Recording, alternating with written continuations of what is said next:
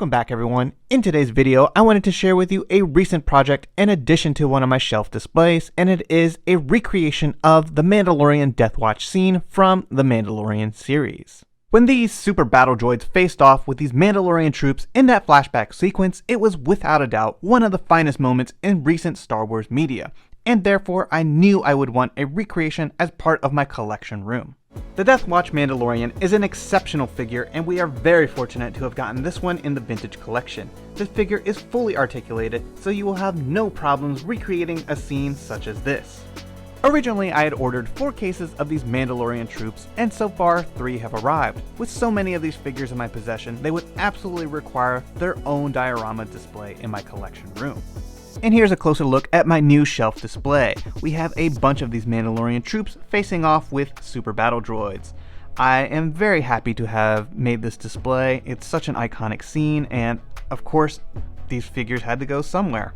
This is actually located just next to my other Mandalorian Clone Wars display, so I thought that was pretty appropriate to have, 2 Mandalorian shelves side by side with each other.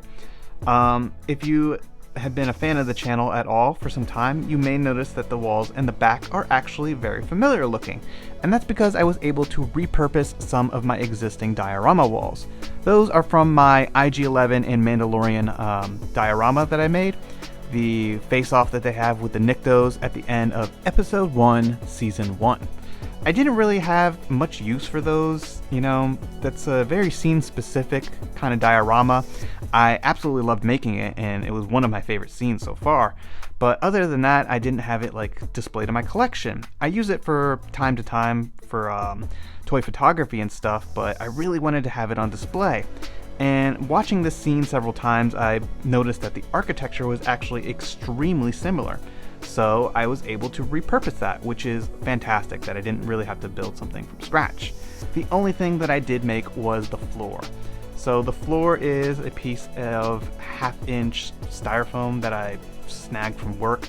A couple of them, glued them together to make this longer piece. And then I simply applied the same technique that I used on the walls, is just grout, put on a couple layers, kind of thin, a lot of texture, makes it look like a very hard sand, and then I gave it several washes and just, kind of dirtied up, similar to the walls. And then I had some of this pre-existing, fake rock mound of sand that I had made. Same concept, it's just several layers of styrofoam stacked up and then cut with a hot wire to shape it, and then covered in grout. And then of course I put a couple of these little rocks around it. My newest little addition was these cool little bushes. Those are just some diorama hobby type bushes that you can get off Amazon. I'll put a link in the description down below. It comes in a nice little block of foliage, and you just take them out. They're in I think 4 squares total, and you can just easily rip those apart and kind of shape them as you would like. I also applied a nice dirty wash to them to try to make everything cohesive. And I put some of those in the background corners and just tried to mimic everything that I saw in that scene. Most of that foliage was kind of tucked away in corners like that, and just growing, how you would naturally see bushes and I guess weeds and stuff of that nature. So I really like those. They add some nice color to this diorama, and they just look pretty believable. So that worked out really well. Also in that scene, there was a lot of debris and junk, and it's a battle scene, so there's stuff flying everywhere. Luckily, I still have a lot of these extra pieces from some of the Joy Toy Mecha depots, so I was able to just scatter those about, and I think that also really helps sell this environment. So really happy that this was a easy diorama to add to my shelf display. Took minimal amount of work. I just pretty much had to make a floor. So that was pretty cool. As you can see, these arches were originally part of the IG-11 diorama. I might replace these walls, and since they're kind of small, they're kind of easier to replace, and have this area, this archway, actually be some doors or something like that instead, because it looks fine right now with that piece of styrene back there painted a gray metal color, but I would absolutely love it to be a bit more cohesive. But for now, it's a good stand-in. Taking a closer look around, you can see a variety of these Mandalorian Death Watch troopers in different poses, just taking out all these Super Battle Droids. Most of these are from the Legacy Collection, which is a fantastic figure. The one back here with the flame effects is from the 30th Anniversary Collection, and that one is originally from a scuffle in the beginning of Revenge of the Sith with R2-D2 when he, covers them in oil and just ignites them into flames. So that actually works really cool in here. I'm not usually one for like gimmicky accessory pieces, but I think that actually looks cool, and since this is a battle scene, some of those guys should be like on fire and blowing up. And here we have one of the battle droids from the earlier Attack of the Clones days. These are good ones to have in the display as well because they're exploded and they just add to like debris and the overall battle. You can see another one of those over here with battle damage on his armor plate. Also, just really nice. I like that detail a lot about those figures.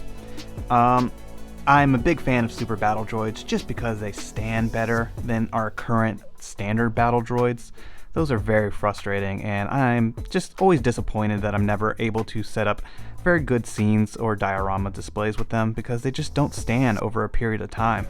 The gummy plastic just gives way, and I'm always finding them on the floor, so that really sucks. And therefore, Super Battle Droids are my favorite. I also just like the design. They look a bit more intimidating, and just, when they come into battle, they really cause some ruckus. So, really nice to have them all displayed throughout. Hopefully we see that in the Vintage Collection again. It hasn't been released in a while.